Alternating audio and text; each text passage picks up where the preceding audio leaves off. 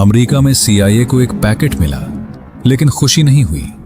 CIA के अफसरान ने कहा, यह एक जाल भी हो सकता है, क्योंकि अगर यह आदमी झूठा था तो उसका मतलब था खुफिया एजेंसी के जीबीए का एक मास्टर प्लान। लेकिन अगर यह आदमी सच्चा था तो उसके हाथ में एटमी जंग रोकने की कुंजी थी। आखिरकार सीआईए ने फैसला किया, हम अकेले नहीं जाएंगे, और यूं MI6 को शामिल किया गया। यहां कहानी में दाखिल होता है एक अजीब किरदार। ग्रेवल विन न वो फौजी था न जासूस। वो एक बिजनेसमैन था जो आयरन कर्टन के पीछे मशीनरी फरोख्त करता था। MI6 ने कहा, यही बेहतरीन कवर है। कोई बिजनेसमैन सबसे कम मशकूक होता है। अप्रैल 1961, लंदन। एक होटल के कमरे में 4 लोग बैठे थे, 2 अमरीकी, 2 बरतानवी और दरमियान में ओलेग पिनकोव्स्की। दरवाजा बंद हुआ और दुनिया बदल गई। पिनकोव्स्की ने कहा, मैं पैसे के लिए नहीं आया, मैं जंग रोकना चाहता हूं। यह जुमला सीआईए अफसरान ने अपनी पूरी जिंदगी में पहली बार सुना था। अगले 18 माह पिनकोव्स्की ने जो दिया वो नाकाबिले यकीन था। उसने दिया 5500 से जायद खुफिया दस्तावेजात, सोवियत मिसाइल साइट्स के नक्शे, launch time fuelling systems, ICBM की असल कमजोरी। उसने बताया, खुरोशेव झूठ बोल रहा है, हम तैयार नहीं हैं। पिनकोव्स्की ने एक बात खास तौर पर वाजे की, सोवियत यूनियन एटमी जंग के लिए तैयार नहीं है।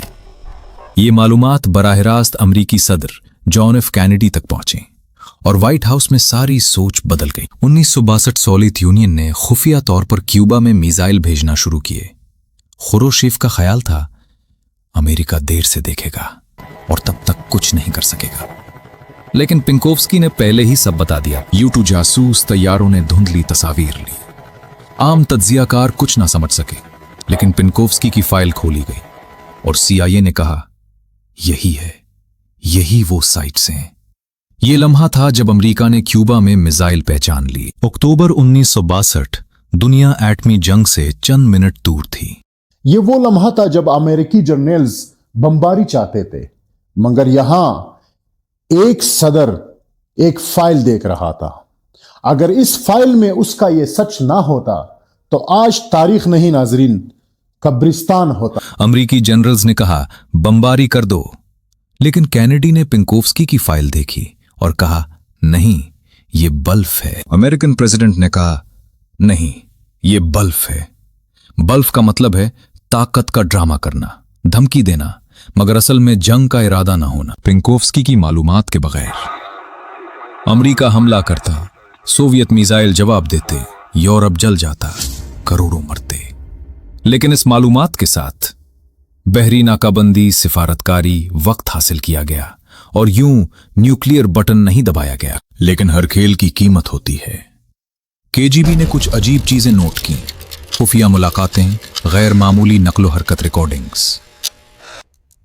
और फिर ग्रेवल विन की निगरानी शुरू हुई। एक रिकॉर्डिंग में विन ने कहा, हाउ ज़ेप? KGB ने पूछा, ये ज़ेप कौन है? ये वो लम्हा था जब शक यकीन में बदला। KGB ने जल्दी नहीं की। उन्होंने सोचा, हमें अपने मोल बचाने हैं, लिहाजा पिनकोव्स्की को कुछ अरसा काम करने दिया गया। यही ताखीर क्यूबा में मिसाइल जल्दी पकड़े जाने की वजह बनी। 22 अक्टूबर 1962 पिनकोव्स्की घर से निकला और वापस नहीं आया। KGB ने उसे गिरफ्तार कर लिया।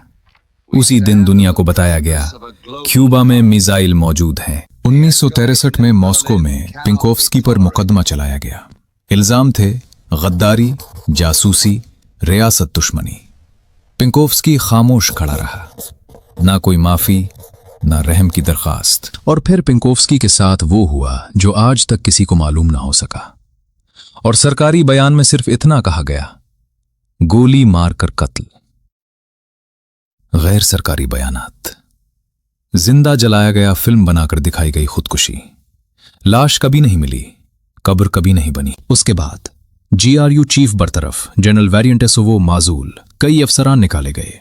सालों बाद रूसी इंटेलिजेंस चीफ ने कहा, पिनकोव्स्की हमारी सबसे बड़ी नाकामी था। पिनकोव्स्की न अमरीकी था, न बरतानवी, न रूसी गद्दार।